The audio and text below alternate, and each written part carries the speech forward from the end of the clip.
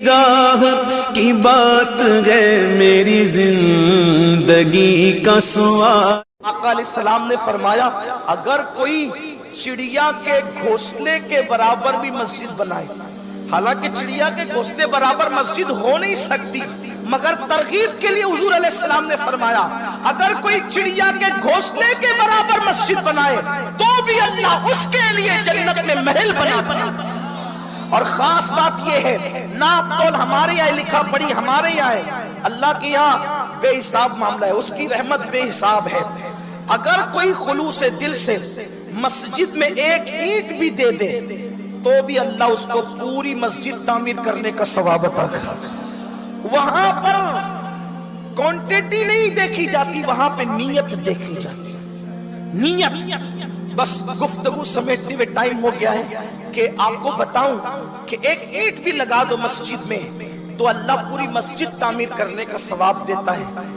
ایک حکایت لکھی گئی ہے کہ ایک بادشاہ نے ایک مسجد بنانے کا ارادہ کیا اور اس کی نیت یہ تھی کہ اکیلے میں مسجد بناؤں گا، اس میں کسی کو شامل نہیں کروں۔ اس کی ایک غیرت تھی کسی کو شامل نہیں کروں گا، میں اکیلے مسجد بناؤں۔ ایک لکڑہارا تھا، اس نے سوچا کہ میں پوری مسجد تو بنا نہیں سکتا، بادشاہی کو چند اینٹیں دے دوں تاکہ مسجد میں کچھ اینٹیں میری بھی لگ جائیں۔ یاد رکھنا غریب وہ نہیں ہوتے جن کی جیب میں پیسے نہیں ہوتے، غریب وہ ہوتے ہیں جن کو اللہ کی راہ میں خرچ کرنے کی توفیق نہیں ہوتی۔ اس لیے کہ جیب کی غربت تو کوئی حیثیت نہیں رکھتی، اصل غربت دل کی غربت ہے، اصل غربت دل کی غربت ہے۔ تو وہ شخص لکڑہارا تھا وہ، لیکن اس کا ایک ذوق تھا کہ میں اتنا بڑا کام نہیں کر سکتا تو میں کچھ اینٹیں ہی لگا کر کے مسجد میں اللہ کی خوشی حاصل کی۔ بادشاہ کے پاس پہنچا کہ بادشاہ یہ لکڑیاں بیچ کر آج کی چند اینٹیں خریدی ہے، آپ مسجد بنا رہے ہیں، اس میں کچھ ہمارا بھی حصہ رکھ لیں۔ بادشاہ نے کہا بھائی ہم اعلان کر چکے ہیں کسی کو شامل نہیں کریں گے، اکیلے بنائیں گے۔ اس نے کہا ٹھیک ہے کوئی بات نہیں۔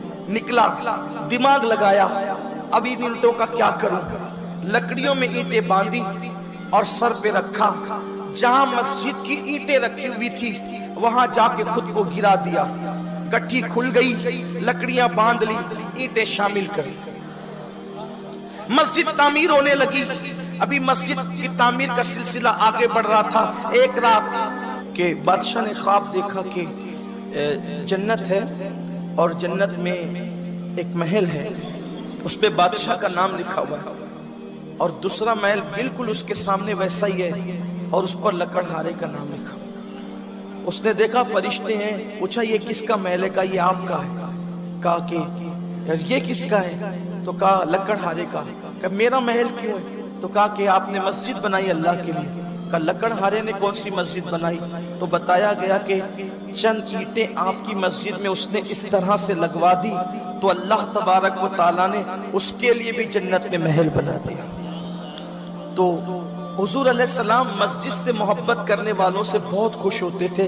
حضور علیہ السلام نے فرمایا جس کو مسجد سے محبت کرتے دیکھو اس کے ایمان کی گواہی دے دو۔